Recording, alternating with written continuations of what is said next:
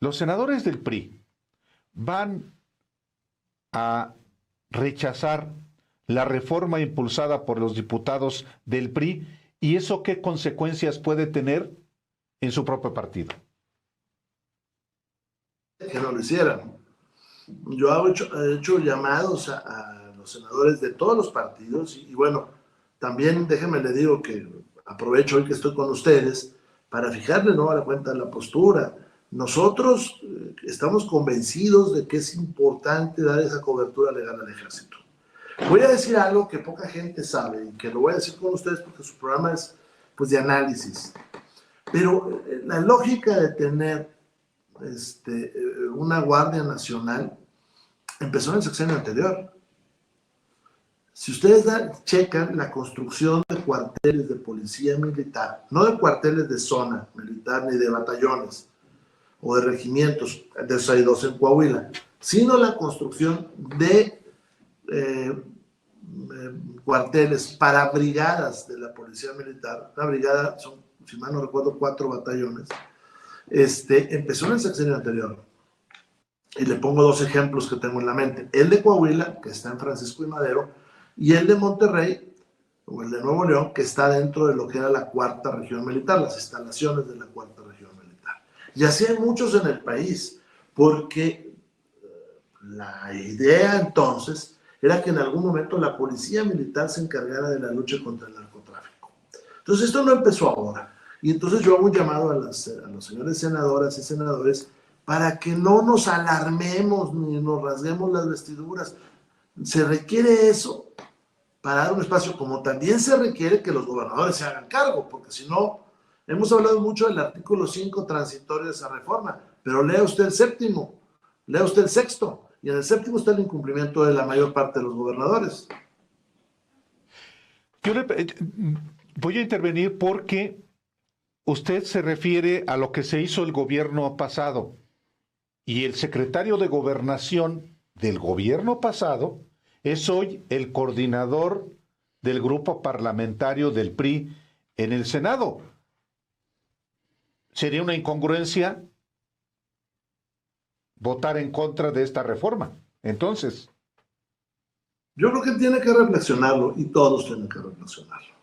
Ahora, el PRI ha sido aliado histórico del ejército. Y la parte que yo he escuchado es que va a haber un golpe de Estado. No lo ha habido antes, pues menos ahora. O sea, y además esa no es la lógica de esto. O sea, lo pudo haber en infinidad de veces en el pasado. Y no, el ejército mexicano sigue otra lógica, ¿no? Pero también tenemos que dar una cobertura, porque cuando sale el ejército, pues siempre se enfrenta a un problema de cobertura legal. Calderón trataba de darle cobertura legal haciéndonos firmar a los gobernadores un convenio en el cual nosotros solicitábamos el apoyo del ejército, aunque eran delitos del orden federal la mayor parte, ¿no? Se combatía a quienes llevaban armas de muy grueso calibre, pero esa era la forma que él tenía, pues, de repartirnos responsabilidad a todos, ¿no? Luego se vino esta reforma, la del 2019, que en la Cámara de Diputados no salió con ese transitorio. Eso se le puso en el Senado. De la Cámara de Diputados salió con una especie de comando o de mando conjunto que estaba dentro de la estructura, abajo del civil, estaba dentro de la estructura en el cual había un representante de la Marina, del Ejército y de la Policía Federal. Y ese mando era el que garantizaba pues la seguridad para los 3 componentes. Ese se le quitó en el Senado y se nos regresó con esto que ustedes conocen. Pero además les voy a decir una cosa. En el 2024 va a haber un problema para el ejército. Y por eso lo está tratando de arreglar, yo creo que el gobierno federal. Es decir, y por eso votamos toda la ley de ascensos. En el 2024, los que están en el ejército se quedan en el ejército o se pueden pasar a la guardia o viceversa. Cuando usted habla de un soldado, pues el soldado, por su poca antigüedad y porque no puede, en términos reales, llegar a ser general, es muy difícil, pues no le importa estar en la guardia o en el ejército, cuando era una guardia fuera de la Sedena.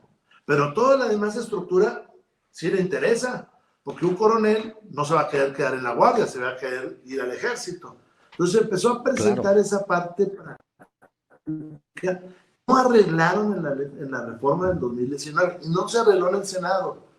En el Senado hicieron arreglos, se llevaron los aplausos, todo el mundo dijeron que era lo más genial del mundo. Pues sí, pero miren que no arreglaron.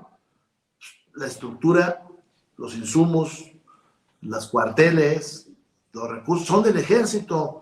Por eso me da la impresión que el presidente ahora está tratando de hacer esto que ustedes ven, porque si no va a partir el ejército a la mitad. Déjeme le pregunto algo que esperaría una respuesta, porque la pregunta es muy directa y esperaría una respuesta también en el mismo sentido. ¿Usted ve que México está caminando hacia una militarización, como dicen muchos?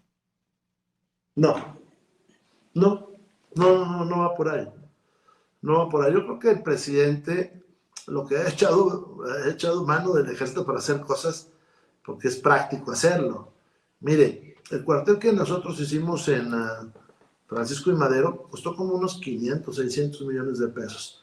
Un día le preguntaba yo a mi secretario de Obras Públicas, oye, ¿cuánto te sale este? Dijo, no, me nos sale como en 2,000 millones de pesos, ¿no? Con escalatorias y cosas raras que lo suceden. Yo creo que el presidente ha hecho eso para 2, 3 proyectos que él considera que son importantes. Pero el ejército nos ha ayudado en los huracanes, en los temblores, en las inundaciones, en todo esto. Y nos ha ayudado en la lucha contra el narcotráfico desde hace muchos años. Recuerden la Operación Marte, recuerden la lucha contra la siembra de la amapola acá en Guerrero. Pues todo eso lo hacía el ejército. Recuerden los retenes que había en la carretera. Bueno, entonces siempre se ha hecho. Nada más que ahora, bueno, pues empieza esa discusión de quién tiene la responsabilidad, que yo creo que es una discusión innecesaria porque al final del día los gobernadores no están enfrentando el crimen, ni los alcaldes de las grandes ciudades.